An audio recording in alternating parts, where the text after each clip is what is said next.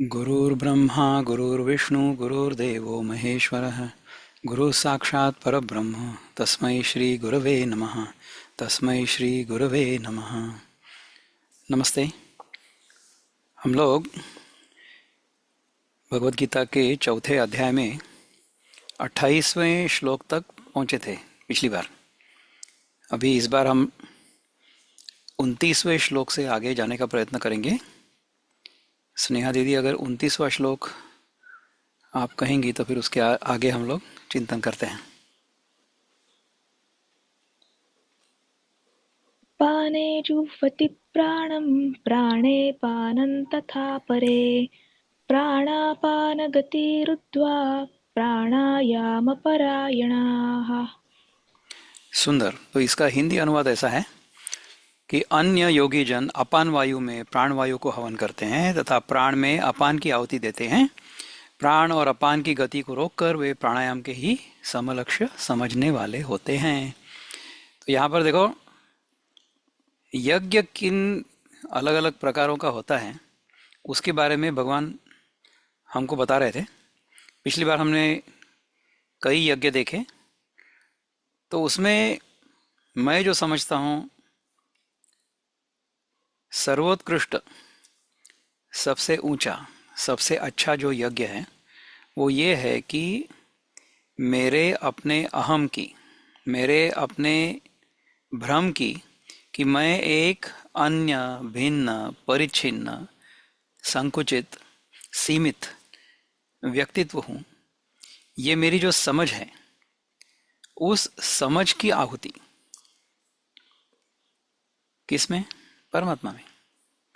तो मेरा ये जो जीवात्मा भाव है, उस जीवात्मा भाव की आहुति यदि परमात्मा में हो जाती है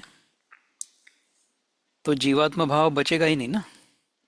तो ये है सर्वोत्तम, सर्वोत्कृष्ट, सबसे ऊंची, अत्युच्च आहुति। कई प्रकार की आहुतियां हैं, कई प्रकार के यज्ञ हैं, तो उनका वर्णन चल रहा है एक एक करके। तो उसमें इस बार भगवान कहते हैं कि योगी लोग जो होते हैं वो अपान वायु में प्राण वायु का हवन करते हैं। तो अपान वायु जो होता है ना, वो नीचे की ओर जाता है, और प्राण वायु जो होता है वो ऊपर की ओर जाता है।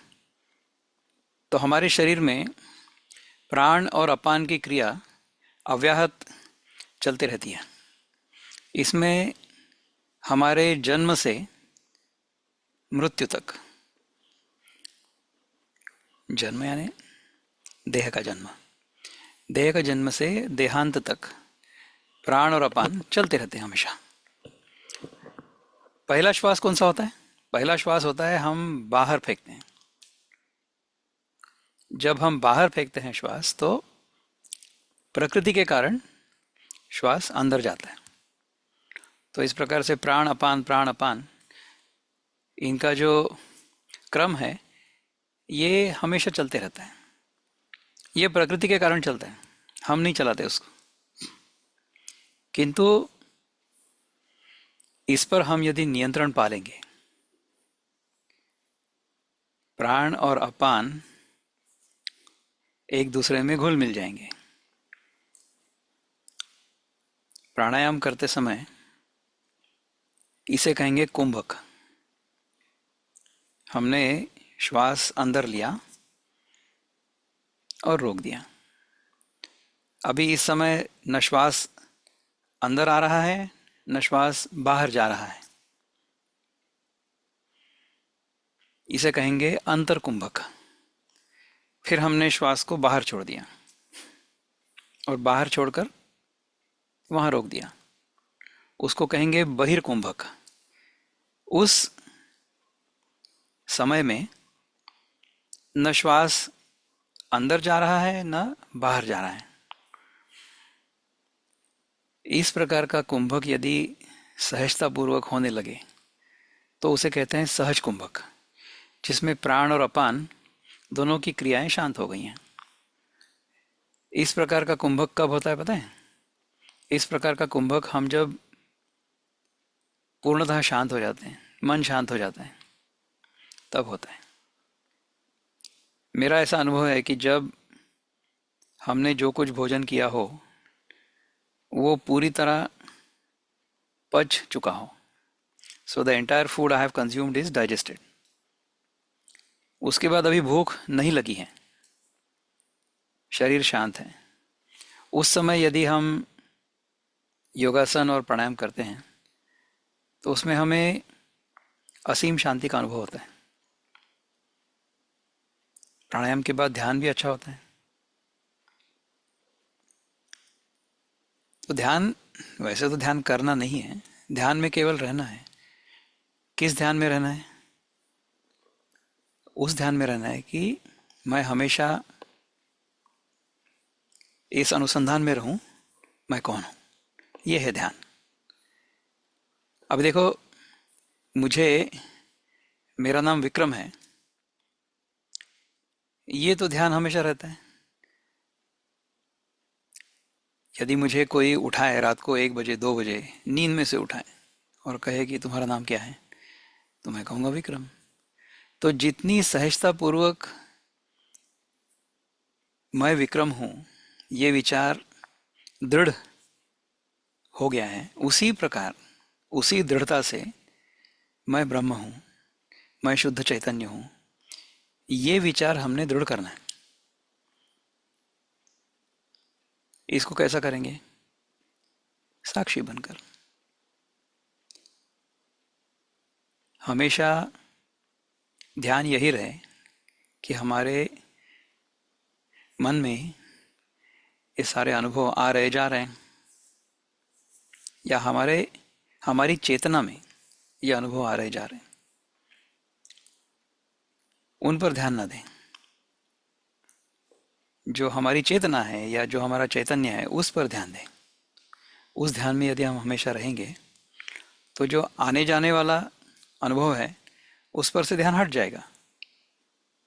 हमारा जब तक ध्यान उस पर रहेगा, आने जाने वाले अनुभव पर, तब तक हमें ऐसा लगते रहेगा कि हम समय में आगे जा रहे हैं। वैसा कुछ नहीं करना, केवल जो हो रहा है उसको देखना है, ऑब्जर्व, साक्षी बनकर। और मेरा जो साक्षित्व है उसका हमेशा अनुसंधान करना, उस अनुसंधान में हमेशा रहना है कि मैं साक्षी हूं, मैं केवल साक्षी हूं, मैं कुछ नहीं कर रहा हूं। सारी प्रक्रियाएं जो हो रही हैं, ये सारी प्रक्रियाएं प्रकृति के गुणों के अनुसार हो रही हैं। ये तो हमने सीखा था पिछले अध्याय में। उस प्रकार के ध्यान में हमेशा हमने रहना है। तो इस प्रकार से अपान वायु में प्राण वायु को हवन करते हैं तथा प्राण में अपान की आहुति देते हैं। प्राण और अपान की गति को रोक कर वे प्राणायाम के ही समलक्ष्य समझने वाले होते हैं। Constantly practicing control of the vital forces by stopping the movements of the outgoing and incoming breaths. Some offer as a sacrifice the outgoing breath in the incoming breath, while still others the incoming breath in the outgoing breath. तो किसमें किसको लीन किया ये महत्वपूर्ण नहीं है। प्राण और अपान दोनों की गति रुक गई है, ये महत्वपूर्ण है। तो स्वामी चिन्मयानंद क्या कहते हैं इसके बारे में? इस श्लोक में आत्म संयम के लिए उपयोगी प्राणायाम विधि का वर्णन किया गया है, जिसका अभ्यास कुछ साधक गण करते हैं। अंदर ली जाने वाली वायु को प्राण तथा बाहर छोड़ी जाने वाली वायु को अपान कहते हैं। योग शास्त्र के अनुसार हमारी श्वसन क्रिया के 3 अंग हैं, पूरक, रेचक और कुंभक। श्वास द्वारा वायु को अंदर लेने को पूरक तथा उच्छ्वास द्वारा बाहर छोड़ने को रेचक कहते हैं। एक पूरक और एक रेचक, इसके बीच में कुछ अंतर होता है। जब वायु केवल अंदर ही या केवल बाहर ही रहती है तो इसे कुंभक कहते हैं। सामान्यतः हमारी श्वसन क्रिया नियमबद्ध नहीं होती, अतः पूरक कुंभक, रेचक कुंभक, इस रूप प्राणायाम की विधि का उपदिष्ट अनुपात में अभ्यास करने से प्राण को संयमित किया जा सकता है, जो मन संयम के लिए उपयोगी सिद्ध हो सकता है। अब देखिए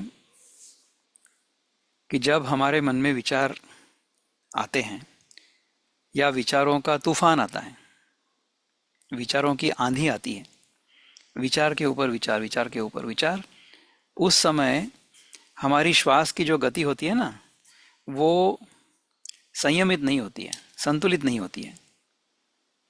यदि हमारे मन में कुछ विचार नहीं है तो मन शांत होता है और श्वास भी शांत होता है. So when we are not thinking of anything, when there are no thoughts, then breathing happens naturally and slowly. श्वास जो है वो धीमी हो जाएगी और सहजता से होने लगेगी और ऊपर ही ऊपर होने लगेगी. यदि आप ध्यान में बैठेंगे कुछ ना सोचते हुए, हम वो शवासन में अनुभव करते हैं हर रोज. हम जब शवासन करते हैं तो श्वास धीमी हो जाती है और अपने आप चलती है और ऊपर ही ऊपर चलती है. बहुत शांत लगता है तब. तो मन और श्वास की गति ये दोनों एक दूसरे से मिले जुले हैं. एक का दूसरे पर परिणाम होता है. इस श्लोक में क्रमशः रेचक, पूरक और कुंभक का उल्लेख है. प्राणायाम को यज्ञ समझकर जो व्यक्ति इसका अभ्यास करता है वह अन्य उपप्राणों को मुख्य प्राण में हवन करना भी सीख लेता है. जैसी कि सामान्य धारणा है, प्राण का अर्थ केवल वायु अथवा श्वास नहीं है.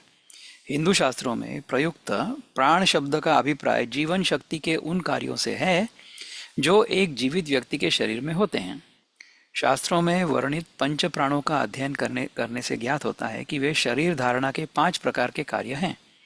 वे पंच प्राण हैं प्राण, अपान, व्यान, समान और उदान, जो क्रमशः विषय ग्रहण, मल विसर्जन, शरीर में रक्त प्रवाह, अन्न पाचन एवं विचार की क्षमताओं को इंगित करते हैं.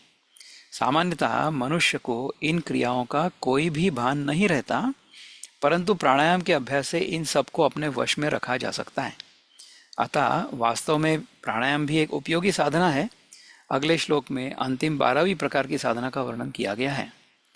तो प्राणायाम मुझे करना आता है, मैं इतने समय तक प्राणायाम कर सकता हूँ, ये लक्ष्य या ध्येय नहीं हो सकता है. प्राणायाम भी एक उपयोगी साधन है केवल. योग मार्ग ये पूरा का पूरा साधन है. मुझे इतने आसन करना आता है, मुझे प्राणायाम इतनी देर तक करना आता है, मैं इतनी देर तक मेरे श्वास को रोक कर रख सकता हूँ, या मेरा ध्यान जो है वो आधा घंटा लगता है. बाकी लोगों का तो 5 मिनट भी ध्यान नहीं लगता है. ये जीवन का लक्ष्य या ये जीवन का ध्येय नहीं हो सकता. योग मार्ग जो है ये एक साधन है. योगः चित्त वृत्ति निरोधा, किस लिए? तदा द्रष्टु स्वरूपे अवस्थान. मेरे अपने स्वरूप का बोध मुझे हो, उस बोध में मैं स्थित रहूं, इसलिए योग का साधन है. मुझे इतने अच्छे योगासन आते हैं या मेरा शरीर इतना लचीला है, इस प्रकार का ध्येय नहीं हो सकता. इस पर कोई प्रश्न है किसी को, या कुछ विचार व्यक्त करने हो तो कर सकते हो. प्राणायाम, प्राण और अपान दोनों को एक दूसरे में मिलाकर. ठीक है, इसके आगे वाला श्लोक सीखने का प्रयत्न करते हैं. स्नेहा दीदी, नंबर 30. अपरे नियताहाराः प्राणान् प्राणेषु जुह्वति सर्वेप्येते यज्ञविदो यज्ञक्षपितकल्मषाः. सुंदर. दूसरे नियमित आहार करने वाले साधक जन प्राणों को प्राणों में हवन करते हैं. ये सभी यज्ञ को जानने वाले हैं जिनके पाप यज्ञ के द्वारा नष्ट हो चुके हैं. अभी हम भोजन से पहले जो श्लोक मराठी में कहते हैं, कौन सा श्लोक कहते हैं? उदर भरण नोहे जानीजे यज्ञ कर्म. हम जो भोजन कर रहे हैं वो केवल हमारे पेट भरने की क्रिया नहीं है, वो एक यज्ञ है. कौन सा यज्ञ है? हमारे पेट में जो जठराग्नि है, जो वैश्वानर है, उसको हम अन्न रूप आहुति प्रदान कर रहे हैं. तो किस यज्ञ में कितनी आहुति देनी चाहिए? यज्ञ में यदि अग्नि है तो अग्नि के अनुसार उसमें आहुति देने से यज्ञ ठीक से होगा या अग्नि प्रज्वलित होगा। नहीं तो क्या होगा, यदि अग्नि की मात्रा कम है और उस पर हमने यज्ञ सामग्री डाल दी तो अग्नि बुझ जाएगी। यही होता है हमारे अनुभव में। हमें जब भूख लगी होती है तभी हमने भोजन करना चाहिए। यदि हम भूख न लगी होते हुए भी भोजन करेंगे तो क्या होगा, भूख का जो अनुभव है, उसकी जो संवेदना है, उसका अर्थ यह है कि जठराग्नि प्रज्वलित हो चुका है। जठराग्नि प्रज्वलित हुए बिना, होने से पहले यदि हम उसमें अन्न डालेंगे तो वो जो अग्नि है ना, वो बुझ जाएगी। उसे आयुर्वेद में कहते हैं अग्निमांद्य। अग्निमांद्य कम से कम 95%, 100 में से 95, 95 आउट ऑफ 100 जो रोग होते हैं ना हमें, उनका मूल कारण है अग्निमांद्य। अग्निमांद्य के कारण हमारे शरीर में अन्न का जो रूपांतर होना चाहिए सप्त धातु में, और अंतिम रूपांतर होता है ओजस में, वो ठीक से नहीं होता है। फिर क्या होगा कि जो हमने अन्न डाला था पेट में, उसको हम नहीं पचा पाते हैं पूरी तरह से। हम यदि नहीं पचाएंगे तो हमारे पेट में जो जीवाणु होते हैं, सूक्ष्म जीवाणु, वो उनको पचाते हैं, माइक्रोब्स। यदि हमारे पेट में ऐसा अन्न है जो हमने पचाना चाहिए था किंतु हम पचा नहीं पाए क्योंकि हमारा जो अग्नि था वो प्रज्वलित नहीं था, तो वही अन्न सूक्ष्म जीवाणु खाएंगे। फिर क्या हुआ कि हमारे शरीर में ऐसे प्रकार के जीवाणु हैं कि जो उस प्रकार का या वही अन्न खा रहे हैं जो हमने खाना चाहिए था, तो उनके साथ हमारा युद्ध होता है क्योंकि we are both competing for the same kind of food. इसलिए हमारे शरीर में जो इन्फ्लेमेशन है ना, वो बढ़ता है, इन्फ्लेमेशन। और इन्फ्लेमेशन ये मूल कारण है अनेक रोगों का। Modern medicine will also tell you the same thing.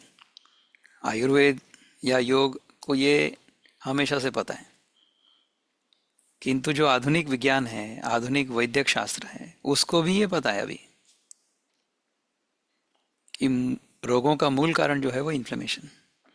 Inflammation इसलिए होता है कि हमारे शरीर में उस प्रकार के जीवाणु हैं जो हम जो खाना चाहते हैं, हम जिस प्रकार का भोजन करना चाहते हैं, जो वस्तु हमारे लिए अन्न है, उसी को वो खा रहे हैं। यदि हम जब भूख लगेगी तभी खाना खाएंगे और उसको पूरी तरह से पचाएंगे, उसका रस पूरी तरह से निचोड़ेंगे, तो फिर जो वस्तु बचेगी उस पर भी तो जीवाणु जीवित रहेंगे, किंतु उन जीवाणु के साथ हमारे शरीर का युद्ध नहीं होगा क्योंकि वो उस प्रकार का अन्न खा रहे हैं जिसकी हमें कोई आवश्यकता नहीं है। हमने अन्न से रस निचोड़कर जो वस्तु फेंक दी है उसको वो खा रहे हैं। तो इस प्रकार के जीवाणु से हमारी दुश्मनी नहीं होती है। और ये जो जीवाणु होते हैं वो हमारे कंधे से कंधा मिलाकर जब कोई शत्रु हमारे शरीर में आता है तो उससे युद्ध करके उसको हराते हैं। इसका अर्थ ये हुआ कि हमारी जो इम्यूनिटी है, रोग प्रतिकार शक्ति, वो अच्छी रहती है हमेशा। इस प्रकार से यदि हम हमारा जीवन यापन करेंगे तो हमें जीवन शैली से जुड़े जो रोग हैं वो नहीं होंगे। पिछले 8 सालों में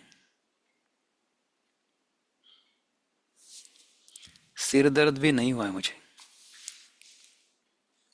इतना अच्छा अनुभव है। सो स्वास्थ्य का जो आंतरिक अनुभव है, जो आहार शुद्धि से, आहार पर नियंत्रण करने से होता है, उसका वर्णन नहीं किया जा सकता है। मैंने कह दिया आपसे कि मुझे स्वास्थ्य का अत्यंत अच्छा अनुभव अंदर से आता है। क्या समझा आपको? आपको तो केवल मेरा चेहरा दिख रहा है और ये दिख रहा है कि हाँ, दादा seems to be happy because his face looks happy. पर अंदर से मुझे जो अनुभव है उसका वर्णन मैं कैसे करूं? करना भी चाहूं तो न मैं कर सकूंगा, न आप लोग उसको समझ सकोगे। वो अनुभव जब तक आपको अंदर से नहीं आएगा, तब तक मैं जो बोल रहा हूँ वो समझेगा ही नहीं। आज ही हमारी हमारी एक बहन है, उससे बातचीत हो रही थी, तो उसने कहा कि दादा, पिछले 4-5 महीनों से जब से मैं ये सत्व जीवन शैली उपयोग में ला रही हूँ, तब से अब तक मुझ में संपूर्ण परिवर्तन, आमूलाग्र परिवर्तन हो गया है, ट्रांसफॉर्मेशन। मेरा मन शांत हो गया है। पहले मैं अपने बच्चों पर कभी कभी गुस्सा करती थी, मेरी चिड़चिड़ होती थी, पर अभी मेरा मन शांत हो गया। अभी यदि उनसे कुछ भूल भी हो जाती है तो मैं उनके साथ बैठ कर के सोचती हूँ कि इसको हम किस प्रकार कर सकते हैं, इस प्रकार से हमें अच्छा परिणाम नहीं मिला तो हम क्या कर सकते हैं। तो जीवन में कठिनाइयाँ आती रहेंगी, किंतु उनका सामना हम कैसे करेंगे, ये बदल जाएगा, इसमें परिवर्तन होगा। तो आहार शुद्धि से देह शुद्धि तो हो ही जाती है। हमारा जो भौतिक स्वास्थ्य है, फिजिकल हेल्थ, वो तो अच्छा हो ही जाता है, किंतु हमारा चित्त भी शुद्ध होता है। आहार शुद्धि से देह शुद्धि, देह शुद्धि के कारण चित्त शुद्धि, ये भी होता है, मन शांत होता है। और मन की शांति जो है ना, ये सबसे ऊंचा हमारा ध्येय होना चाहिए। मन की शांति होना चाहिए, नहीं है ही। हमें ऐसा लगता है कि हम जो कुछ भी करेंगे उसके कारण हमें शांति मिलेगी, मिलती नहीं है, वो बात अलग है। किंतु हमारे सारे जो क्रियाकलाप होते हैं, सारे जो कर्म होते हैं, वो इसी दिशा में जाने वाले होते हैं। ऐसी हमारी प्रेरणा होती है। उससे हमें वो परिणाम मिलता है या नहीं मिलता है, ये दूसरी बात है। प्रेरणा यही है कि ये करने से मुझे सुख की प्राप्ति होगी, शांति की प्राप्ति होगी, मेरा मन शांत होगा। तो मन की शांति, this is the highest value in our life. वो यदि नहीं हो रहा है तो देन रिवाइज द प्रोसेस। हमने जो किया उसके कारण यदि हमें मन शांति का अनुभव नहीं आया, तो हमने जो किया उसको बदलना पड़ेगा, कुछ दूसरा करना पड़ेगा। हम वही कर्म करते रहेंगे और उस कर्म का परिणाम दूसरा आएगा, ये यदि हम सोचते हैं तो आइंस्टाइन कहते थे कि this is the classic case of insanity. You do the same experiment and you expect a different result every time. ऐसा नहीं हो सकता। तो नियमित आहार करने वाले साधक जन प्राणों को प्राणों में हवन करते हैं। ये सभी यज्ञ को जानने वाले हैं, जिनके पाप यज्ञ के द्वारा नष्ट हो चुके हैं। So others having their food regulated offer the vital forces in vital forces. All of them are knowers of the sacrifice and have their sins destroyed by sacrifice. तो स्वामी चिन्मयानंद जी कहते हैं कि कुछ ऐसे साधक होते हैं जो आहार संयम के द्वारा काम क्रोध आदि से उत्पन्न मन की उत्तेजनाओं को संयमित करके करने का अभ्यास करते हैं। भारत में आहार संयम की विधि अपरिचित और नई नहीं है। प्राचीन ऋषियों को अन्न के पोषक तत्वों के विषय में पूर्ण ज्ञान था। इतना ही नहीं बल्कि उन्होंने समाज के विभिन्न स्तर के व्यक्तियों के स्वभाव एवं कार्यों के लिए उपयुक्त शाक सब्जियों तथा धान्यों का भी वैज्ञानिक पद्धति से वर्गीकरण किया था। केवल विचार ही नहीं वरन उन्होंने प्रयोग करके यह दर्शाया भी था कि आहार संयम द्वारा किस प्रकार मनुष्य अपने गुणों तथा व्यवहार को परिष्कृत करके सांस्कृतिक उन्नति कर सकता है। यज्ञविद शब्द से तात्पर्य उन साधकों से है जो उपर्युक्त साधनों को समझकर उनमें से सभी अथवा कुछ साधनों का ही अभ्यास निस्वार्थ भावना से करते हैं। ऐसे ही लोग इनसे लाभान्वित होंगे। यहाँ ध्यान देने योग्य बात यह है कि इस श्लोक में स्पष्ट कहा गया है कि यज्ञ के द्वारा मनुष्य पाप मुक्त होगा और न कि इनसे सीधे ही परमात्मा की प्राप्ति होगी। देहादि अनात्म पदार्थों के साथ तादात्म्य से उत्पन्न अहं का देह तथा बाह्य विषयों में आसक्त हुआ अनेक प्रकार के संकल्प करता रहता है। देखो, देह के साथ तादात्म्य होने के कारण जो अहंकार होता है हमारे में, उसके कारण हम विषयों के बारे में आसक्त होते हैं। कैसे होता है? देखो, मैंने मान लिया कि ये देह मैं हूं। देह तो सीमित है और मुझे किसी भी सीमा में बंधने की इच्छा नहीं होती है। किसी भी सीमा में बंधना मुझे अच्छा नहीं लगता है। I don't want to be bound, I want to be free. किसी भी जीवात्मा की यही इच्छा होती है कि वो हमेशा स्वतंत्र हो। और मैं यदि अपने आप को इस देह में हूं ऐसा मान लेता हूं तो फिर मैं इसमें संकुचित हो गया, इसमें मैं सिकुड़ गया। पर मुझे तो विस्तार करना है। हमारे स्वामी जी एक उदाहरण देते हैं कि हमारे जूते का नंबर यदि 8 है और हमने 7 नंबर का जूता पहन लिया तो क्या होगा? हमारी चाल जो है ना, वो जो लड़की चलती है रैंप पर, वैसी हो जाएगी। तो 8 नंबर के पाँव में 7 नंबर का जूता हमें जिस प्रकार से बांधता है, जिस प्रकार से हमें काटता है, तो ये जो मेरा अनंत आत्मा है वो इस 5.5 फुट के देह में आकर कितना क्रैम्प्ड महसूस करता होगा, संकुचित। तो इसमें से बाहर निकलने के लिए जो जीवात्मा है, जो अपने आप को देह मानता है, वो देह के आसपास वस्तुओं को जमा करते हैं। तो मुझे अगर ये वस्तु मिल जाएगी तो मैं अभी जो हूं उससे अधिक पूर्ण हो जाऊंगा, इस प्रकार का विचार उसके मन में आता है। तो वस्तुओं को जमा करता है। So we like to add things to ourselves. So when we think that we have added things to ourselves, then we have expanded a bit. इस प्रकार का अनुभव सभी को आता है। तो इस सीमा से या इस सीमितता से हमें मुक्ति चाहिए होती है, इसलिए हम वस्तुओं को जमा करते हैं। वस्तुओं को जमा करते हैं, इसका अर्थ है हम उन वस्तुओं में आसक्त हैं। जगत के विषयों में, जगत की वस्तुओं में हमारी जो आसक्ति है वो हमारे देह बुद्धि के कारण है। हमने अपने आप को देह माना है, इसलिए हमें जगत की वस्तुओं के प्रति आसक्ति है, उनको हम जमा करते हैं। हमको ऐसा नहीं करना है, क्योंकि हमने वो गलत समझ लिया ना अपने आप को।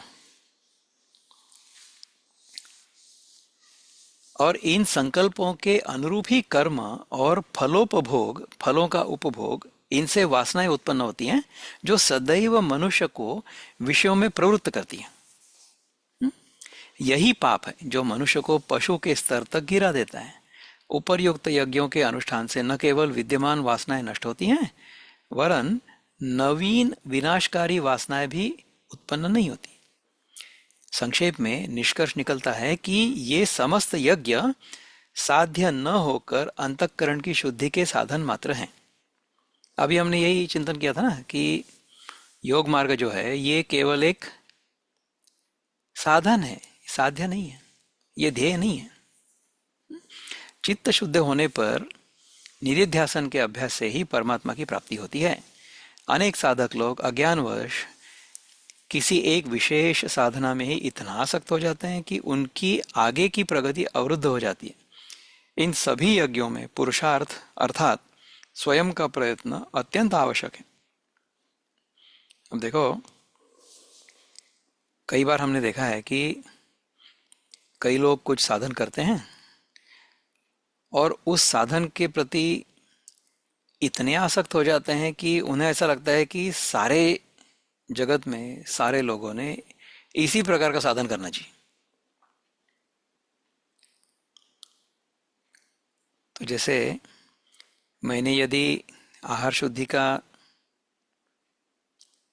साधन उपयोग में लाया, मैंने आहार शुद्धि का प्रयोग किया और आहार शुद्धि से मुझे ये समझ आया कि देह शुद्धि तो होती है, वो तो शीघ्र हो जाएगी। Within no time your body will get detoxified by purifying the diet, ये तो हो जाता है। चित्त शुद्धि होती है, ये समझ आया है ना। और जब तक चित्त शुद्धि नहीं होती है तब तक ये गीता का विषय है या अपने बारे में विषय है या फिर जगत के बारे में, ये हमें ठीक से समझ नहीं आता है। हमें समझना क्या है? समझना ये है कि ये जगत जो हमें दिखाई देता है उसका स्वरूप कैसा है, मैं जो हूँ, अपने आप को जो मैं मानता हूँ, उसका स्वरूप कैसा है। और इन दोनों को ठीक से समझने के लिए किस प्रकार की साधना की आवश्यकता है। मुझे ऐसा भी लगता है कि इस जगत को चलाने वाला कोई है जिसको मैं ईश्वर कहता हूँ। तो ये जीव, जगत और ईश्वर, इनका स्वरूप कैसा है? जो मैं मानता हूँ या मुझे जो बताया गया है वही है या कुछ और है? तो ये समझने के लिए चित्त शुद्धि होना आवश्यक है ना, नहीं तो कैसे समझेगा। हम जो विषय हमारे स्कूलों में पढ़ते हैं, हमने पहले गणित सीखा। गणित में पहले क्या सीखा? पहले अंक सीखे, 1 2 3 4 5 6, और फिर उसके बाद में हमने पाड़े सीखे। यू नो, 2 1 2, 2 दूने 4, 2 तिया 6 वगैरह वगैरह, याद है। उसके बाद में हमने कुछ और गणित सीखा, अंक गणित सीखा, बीज गणित सीखा, ज्योमेट्री वो सीखा, ट्रिग्नोमेट्री ये सीखा, कैलकुलस सीखा, सारा गणित ही था। पर जब तक पहले के हमारे जो अध्याय हैं उनको हमने आत्मसात नहीं किया था, तब तक हमें उसके आगे वाले अध्याय समझ नहीं आए थे। उसी प्रकार से जीव, जगत, ईश्वर, इनके स्वरूप का यदि हमें बोध करना है, इनके बारे में यदि हमें समझना है, इनके बारे में यदि हमारे मन में स्पष्टता होनी चाहिए, इस प्रकार की हमारी इच्छा है, तो हमारा चित्त शुद्ध होना चाहिए। So my perception has to be clear before I can understand the true nature of जीव, जगत, ईश्वर। उसके लिए मैंने जो साधन किया वो था आहार शुद्धि। तो मैं उसके बारे में लोगों को बताता हूँ कि हाँ, ये करके देखो। कई लोग कहते हैं कि दादा वो आपको जमता है, हमको नहीं जमता। नहीं जमता तो मत जमाओ, अगले बार देखेंगे। हमारे यहाँ सनातन धर्म में आग्रह नहीं है, कोई आग्रह नहीं है। इस जन्म में नहीं होगा, अगले जन्म में होगा। हुँ? हमने एक सुना था श्लोक कि काल करे सो आज कर, आज करे सो अब, है ना। ऐसा हमने सुना था। पर इसका जो उल्टा श्लोक है वो कैसा है? आज करे सो कल करो, कल करे सो परसों। इतनी जल्दी क्या है बेटा, जब जीना हो बरसों। ऐसी उल्टी सोच वाले भी लोग होते हैं हमारे यहाँ।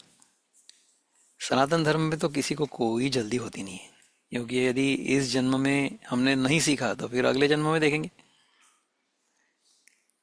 लेकिन ये अगला जन्म हमें इसी प्रकार का मिलेगा, इसकी क्या गारंटी है? अभी तो मनुष्य जन्म में, मनुष्य देह में हम लोग ये सारा चिंतन कर रहे हैं या कर सकते हैं। यदि हमने इस प्रकार का जीवन जिया जो किसी प्राणी का होना चाहिए, पशु का होना चाहिए, तो हमें उसी पशु का देह मिल जाएगा। तो उस देह में इस प्रकार का चिंतन संभव नहीं होगा। तो हमें जो ये अवसर मिला है, उस अवसर का हमने योग्य लाभ नहीं लिया, तो हमारे जैसे अभागे, दुर्भाग्यशाली हम ही होंगे। तो इसका उपयोग हमने करना चाहिए। करेंगे तो बड़ी अच्छी बात है। इस पर कोई चिंतन करना है या इस पर कोई विचार करना है आपको? आहार शुद्धि के कारण देह शुद्धि और चित्त शुद्धि, ये और एक यज्ञ है। तो इनमें से जो यज्ञ हमें ऐसा लगता है कि हमारे लिए आसान है, वो करो। ये तो सारे के सारे बहुत कठिन है, हमको नहीं जमता। ठीक है, जो जमता है वो करो, जितना जमता है उतना करो, उसके आगे जाओगे फिर। Unless you complete the coursework of the lower grade, you will not be admitted or you will not be eligible for admission to the higher grade. जब तक मैं जिस कक्षा में हूँ उस कक्षा का अभ्यासक्रम पूरी तरह से आत्मसात नहीं कर लेता हूँ, तब तक मुझे उसके आगे की कक्षा में प्रवेश मिलेगा ही नहीं। Pre qualification has not been met, so therefore you will not be admitted to the next grade. ऐसा है। स्नेहा दीदी, आगे वाला श्लोक कहेंगे क्या? Let's see if we can do the next one, number 31। Go for it. यज्ञशिष्टामृतभुजो यान्ति ब्रह्म सनातनम् नायल्लोकोऽस्त्ययज्ञस्य कुतोऽन्यः कुरु सत्तम। सुंदर। हे कुरुश्रेष्ठ, यज्ञ के अवशिष्ट अमृत को भोगने वाले पुरुष सनातन ब्रह्म को प्राप्त होते हैं। यज्ञ रहित पुरुष को यह लोक भी नहीं मिलता, फिर परलोक कैसे मिलेगा? हमने इससे पहले एक श्लोक देखा था, याद है आपको? यज्ञ शिष्टाशिन संतो मुच्यन्ते सर्व किल विषयी भुंजते ते त्वघम पापा ये पचन्ते आत्म कारणात्। ऐसा श्लोक हमने सुना था। स्नेहा दीदी ने इससे कई अच्छा हमको सुनाया था, मेरा तो ऐसा ही है। उसमें कहा यह गया था कि यज्ञ करने से पूर्व यदि हम कुछ ग्रहण करते हैं तो हम पापी हैं। यज्ञ करने के बाद यज्ञ से हमें जो मिलेगा, यज्ञशिष्ट,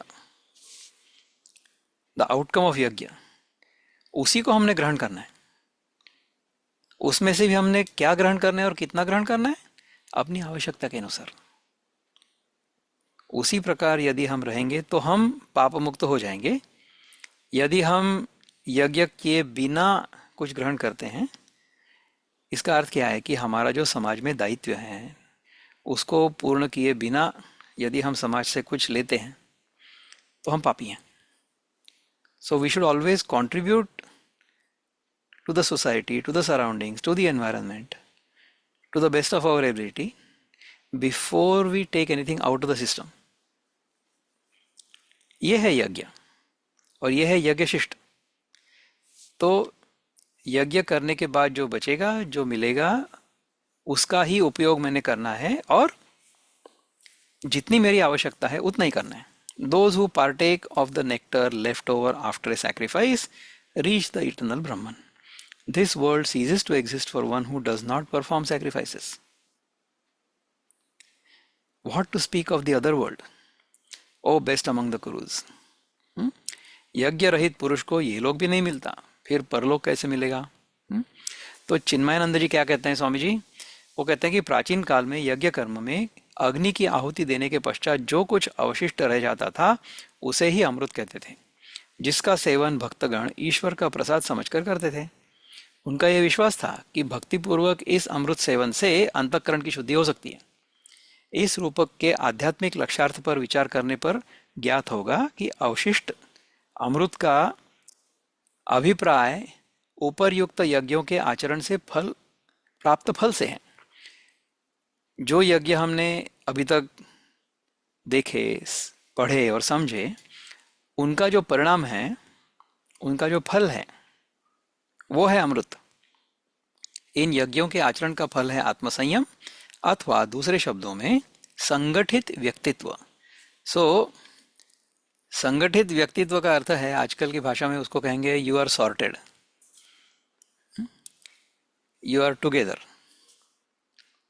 कि हमारा मन जो है वो हमारे काबू में है। इस प्रकार का मन, संतुलित मन, संयमित मन हमारे पास रहेगा यदि हम यज्ञ करेंगे तो। और यदि यदि हम यज्ञ नहीं करेंगे तो फिर क्या होगा? Then we will be all helter skelter, spread all over the place. That is what will happen.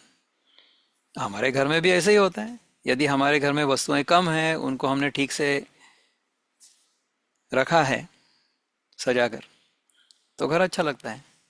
घर में यदि वस्तुएं बहुत हैं और हमको उसको ठीक से रखने के लिए समय ही नहीं है, तो फिर हमारा सारा घर जो है वो अस्ता व्यस्त दिखेगा हमको। तो किस प्रकार के घर में रहने से हमें अच्छा लगता है, मैंने आपको बताने की आवश्यकता है। आप अपने जीवन को जीने के लिए संपूर्णतः स्वतंत्र हो।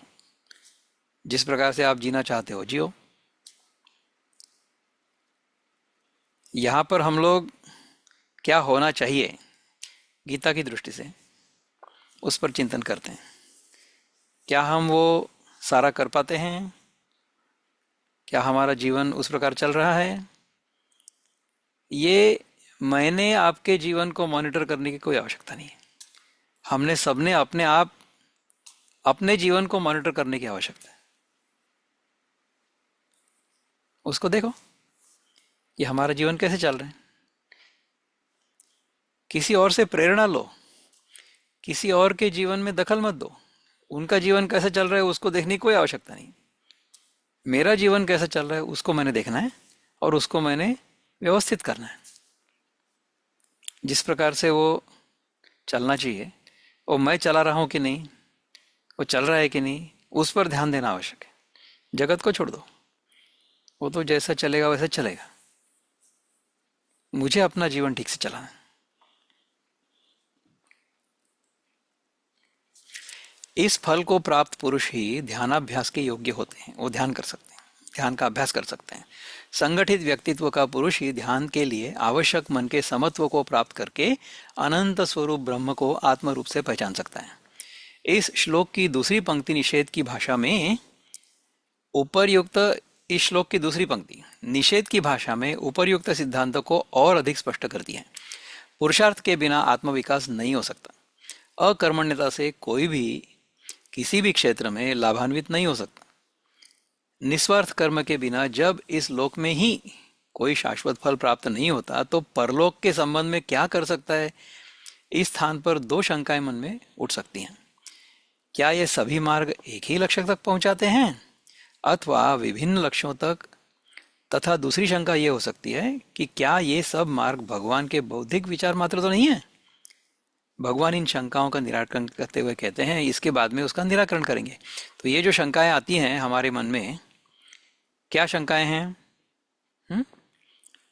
क्या ये सभी मार्ग एक ही लक्ष्य तक पहुंचाते हैं अथवा विभिन्न लक्ष्यों तक? ये पहली शंका। दूसरी क्या है शंका कि क्या ये सब मार्ग भगवान के बौद्धिक विचार मात्र तो नहीं है? वेदर भगवान is giving us only theory, whether it is practical और नॉट। ये शंका आ सकती है मन में। अभी तो हमने उस पर चिंतन किया था ना, ये हमसे नहीं जमता है।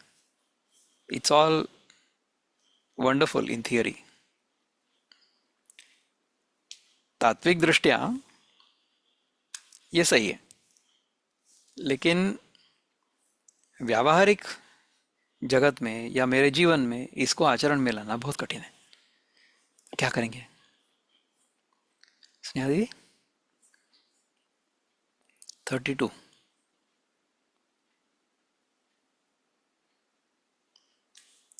एवं एवं बहुविधा यज्ञा वितता ब्रह्मणो मुखे कर्मजान् विद्धितान् सर्वान् एवं ज्ञात्वा विमोक्ष्यसे। सुंदर। ऐसे अनेक प्रकार के यज्ञों का ब्रह्मा के मुख अर्थात वेदों में प्रसार है, अर्थात वर्णित है। उन सब कर्मों से उत्पन्न हुए जानो, इस प्रकार जानकर तुम मुक्त हो जाओगे। Thus, various kinds of sacrifices lie spread at the mouth of the Vedas. Know them all to be born of action. Knowing thus, you will be liberated. तो स्वामी जी कहते हैं कि जगत में देखा जाता है कि दो विभिन्न कर्मों के फल भी भिन्न भिन्न होते हैं। अतः इन 12 यज्ञ कर्मों के फल भी विभिन्न होने चाहिए, ये दर्शाने के लिए कि इनमें भेद प्रतीत होते हुए भी सबका लक्ष्य एक ही है। यहाँ कहा है कि इस प्रकार के बहुत से यज्ञ ब्रह्मा के मुख में फैले हुए हैं। इसका तात्पर्य यह है कि सभी यज्ञों का लक्ष्य ब्रह्मा ही है। सभी राजमार्ग राजधानी को ही जाते हैं। उन सब को कर्मों से उत्पन्न हुए जानो। भगवान के इस कथन से दो अभिप्राय हैं। ये एक पहला अभिप्राय क्या है कि वेदों में उपदिष्ट इन साधनों का अभ्यास प्रयत्नपूर्वक करना चाहिए। भगवान अर्जुन को स्मरण दिलाते हैं कि यदि वह आत्मा विकास का इच्छुक है तो कर्म अपरिहार्य है, कर्म करना ही पड़ेगा। तथा दूसरा है कि ये सब यज्ञ केवल साधन है, साध्य नहीं है। हमारा लक्ष्य है पूर्णत्व की स्थिति, जबकि कर्म उस पूर्ण स्वरूप के अज्ञान से उत्पन्न इच्छाओं के कारण ही होते हैं। इस प्रकार जानकर तुम मुक्त हो जाओगे। जानने का अर्थ बौद्धिक स्तर पर न होकर साक्षात आत्मानुभूति से है। सम्यक ज्ञान को ज्ञान यज्ञ कहा गया है, ज्ञान यज्ञ कहा गया था। तत्पश्चात अनेक प्रकार के यज्ञों का वर्णन किया गया है। अब अन्य यज्ञों की अपेक्षा ज्ञान यज्ञ की विशेषता बताते हुए उनकी प्रशंसा करते हैं। अब देखो कि यदि हमारे साधन भिन्न होंगे तो परिणाम भी भिन्न होंगे, ऐसी शंका मन में आ सकती है। किंतु भिन्न साधन हमें इसलिए सुझाए गए हैं कि जो साधन हमें हमारे लिए उपयुक्त लगता है वो हमने करना चाहिए। अब इसका मैं उदाहरण देता हूँ तो समझ में आ जाएगा 1 मिनट में। जैसे समझो आपको दिल्ली जाना है, जहाँ पर भी आप हों भारत में, वहाँ से दिल्ली जाना। कैसे जाएंगे? जहाँ पर भी मैं रहता हूँ वहाँ से मैं देखूँगा कि कोई ट्रेन जाती है या कोई बस जाती है या कोई टैक्सी जाती है या फिर कोई विमान जाता है। इनमें से मैं कौन सा साधन उपयोग में लाऊंगा? तो जितनी मेरी आवश्यकता है, यदि मुझे जल्द से जल्द पहुंचना है दिल्ली तो मैं विमान से जाऊंगा। यदि विमान से जाने के लिए मेरे पास उतना आवश्यक धन नहीं है तो फिर उसके बाद जो होगा साधन उसको मैं लूँगा, ट्रेन से चला जाऊँगा, वंदे भारत एक्सप्रेस, राजधानी एक्सप्रेस, जो कुछ मुझे पुराता है, मुझे पुसाता है मेरे जेब के अनुसार, उस प्रकार से मैं साधन उपयोग में लाकर दिल्ली पहुंचूंगा। तो मैं समझो मैं नागपुर में पला बढ़ा हूँ तो मुझे नागपुर से दिल्ली जाना है। आप में से कुछ लोग हैं जो पुणे में रहते होंगे या मुंबई में रहते होंगे। स्नेहा दीदी हमारी है वो सावंतवाड़ी में रहती है। तो हम क्या करेंगे, हमारे शहर से दिल्ली जाने के लिए कौन सा साधन है उस पर हम चिंतन करेंगे, उनको ढूंढेंगे और जो साधन हमारे लिए उपयुक्त है, जिसको हम अफोर्ड कर सकते हैं, वो साधन हम उपयोग में लाएंगे, है ना। साधन भिन्न है किंतु गंतव्य एक ही है, दिल्ली है। समझ में आया? तो इसी प्रकार से ये जो 12 यज्ञ हमको बताए गए हैं, उन 12 यज्ञों से जो साध्य है वो क्या है? परमात्मा की प्राप्ति। परमात्मा की प्राप्ति यानी परमात्मा मुझसे भिन्न है और वो मुझे मिलेगा दिल्ली जाकर, ऐसा नहीं है। परमात्मा की प्राप्ति जो है वो प्राप्त से प्राप्ति है। मेरा स्वरूप जो है वो परमात्मा का ही स्वरूप है। उसको मुझे केवल पहचानना है, उसका केवल मुझे बोध होना है. So all these paths, all these ways are means towards only one goal. What is that goal? Self realization. मेरे स्वरूप का बोध. ये है सारे यज्ञों का ध्येय. आगे का श्लोक, स्नेहा दीदी, नंबर 33.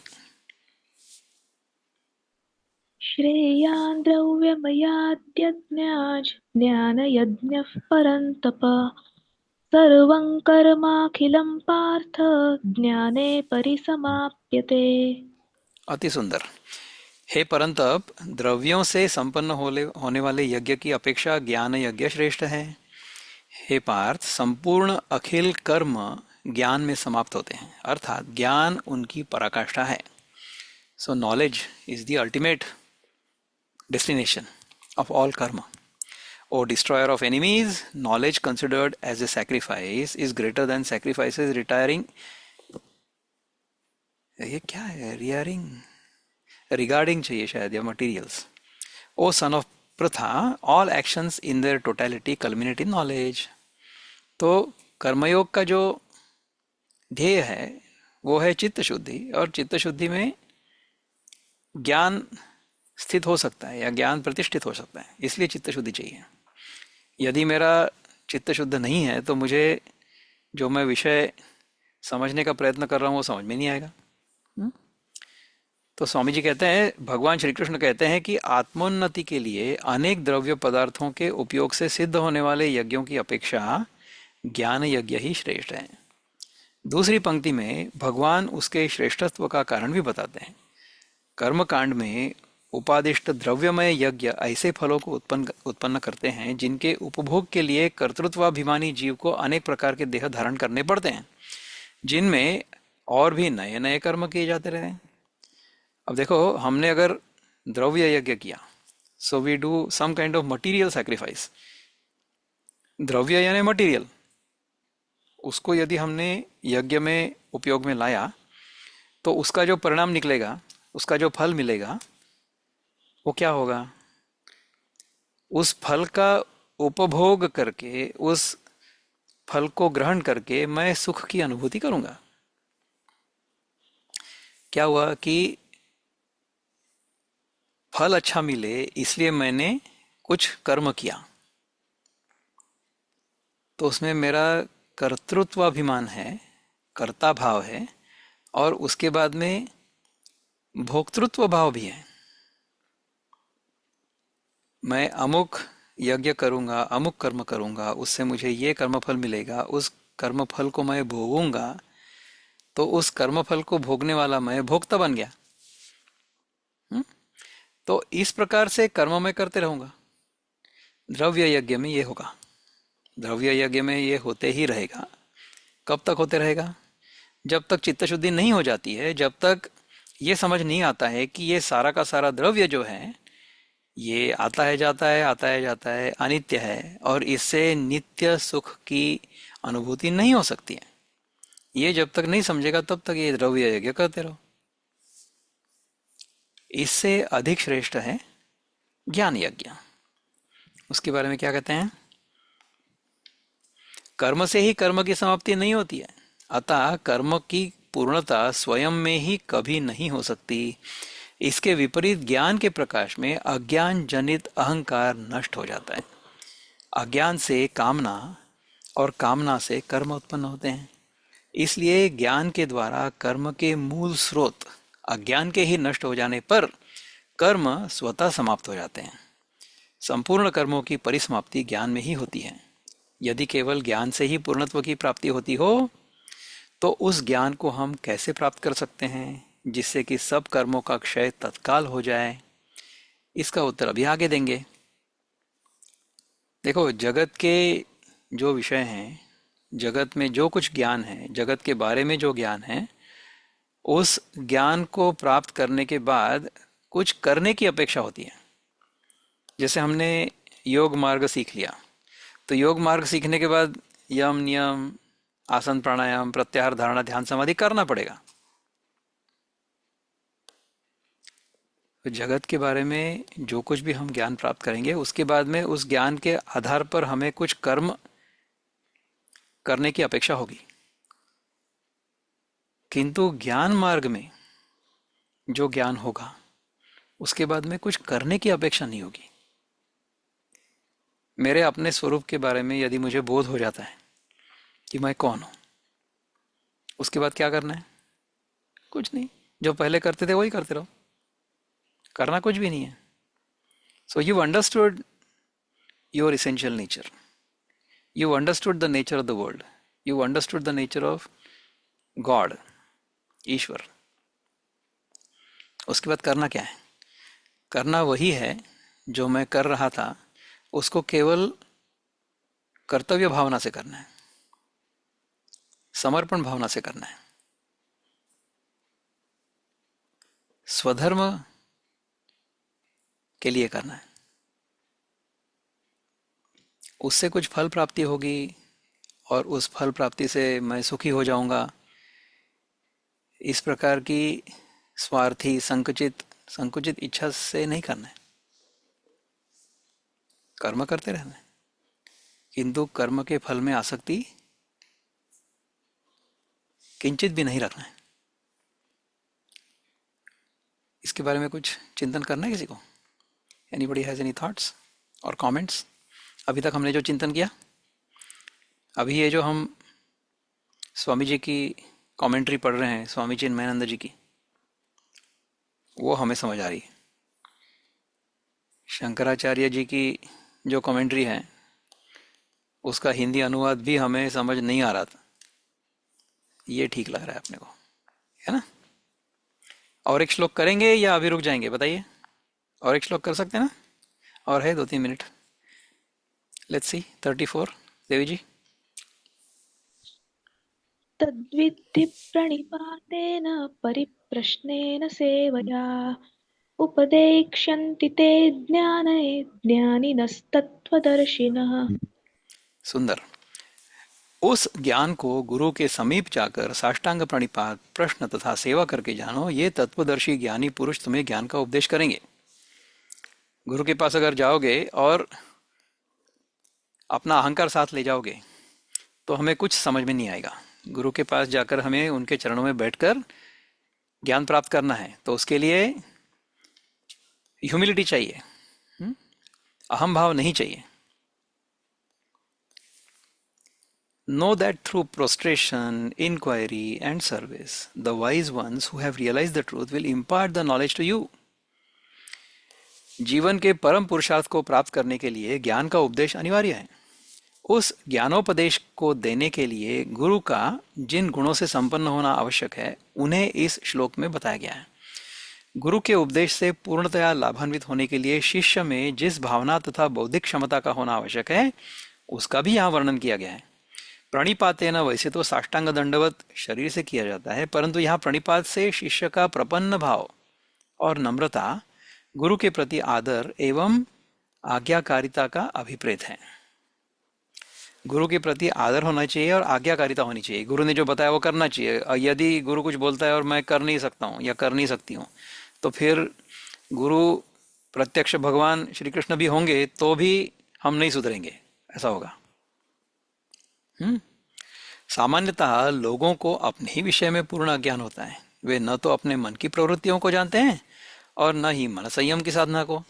अतः उनके लिए यह आवश्यक हो जाता है कि वे गुरु के समीप रहकर उनके दिए उपदेशों को समझने तथा उसके अनुसार आचरण करने में सदा तत्पर रहें। जिस प्रकार जल का प्रवाह ऊपरी धरातल से नीचे की ओर होता है, उसी प्रकार ज्ञान का उपदेश भी ज्ञानी गुरु के मुख से जिज्ञासु शिष्य के लिए दिया जाता है। इसलिए शिष्य में नम्रता का भाव होना आवश्यक है, जिससे कि उपदेश को यथावत ग्रहण कर सके। परिप्रश्नेन, प्रश्नों के द्वारा गुरु की बुद्धि मंजूषा में निहित ज्ञान निधि को हम खोल देते हैं। हम यदि अच्छे प्रश्न पूछ सकेंगे तभी तो हमारी चित्त शुद्धि होगी ना। हमको तो यह भी नहीं पता है कि कौन सा प्रश्न पूछना चाहिए, हम तो ऐसे ही प्रश्न पूछ लेते हैं। We should know what to ask our guru. तो गुरु हमें फिर मार्गदर्शन करेंगे ठीक तरह से, है ना। प्रश्नोत्तर रूप इस संवाद के द्वारा, हाँ, अच्छा हाँ, परिप्रश्निन प्रश्नों के द्वारा गुरु की बुद्धि मंजुषा में निहित ज्ञान की निधि को हम खोल देते हैं। एक निष्णात गुरु शिष्य के प्रश्न से ही उसके बौद्धिक स्तर को समझ लेते हैं। निष्णात गुरु जो होगा ना, वो शिष्य के प्रश्न से ही उसके बौद्धिक स्तर को समझ लेते हैं। शिष्य के विचारों में त्रुटि शिष्य के विचारों में हुई त्रुटि को दूर करते हुए वे अनायास ही उसके विचारों को सही दिशा भी प्रदान करते हैं। प्रश्नोत्तर रूप इस संवाद के द्वारा गुरु के पूर्णत्व की आभा शिष्य को भी प्राप्त हो जाती है। इसलिए हिंदू धर्म में गुरु और शिष्य के मध्य प्रश्नोत्तर की यह प्रथा प्राचीन काल से चली आ रही है, जिसे सत्संग कहते हैं। विश्व के सभी धर्मों में शिष्य को ये विशेष अधिकार प्राप्त नहीं है। वास्तव में केवल वेदांत दर्शन ही हमारी बुद्धि को पूर्ण स्वतंत्रता देता है। उसका व्यापार साधकों की अंधश्रद्धा पर नहीं चलता। तो ये जो श्लोक है ना, जिसके बारे में किस प्रकार की मानसिकता के साथ हमें गुरु के पास, गुरु के चरणों में नम्रता पूर्वक जाना चाहिए, इस पर मुझे 2-3 मिनट में चिंतन नहीं करना है। इसको हम फिर जब मिलेंगे ना, तो फिर से यहाँ से शुरू करेंगे। तो अभी के लिए मैं यहीं रुकता हूँ, और फिर कल हम इसी को फिर से समझने का प्रयत्न करेंगे, ठीक है। ओम पूर्णमद पूर्णमिदं पूर्णात् पूर्णमुदच्यते पूर्णस्य पूर्णमादाय पूर्णमेवावशिष्यते। ओम शांति शांति शांति। हरि ओम। श्री गुरुभ्यो नमः। हरि ओम। नमस्ते।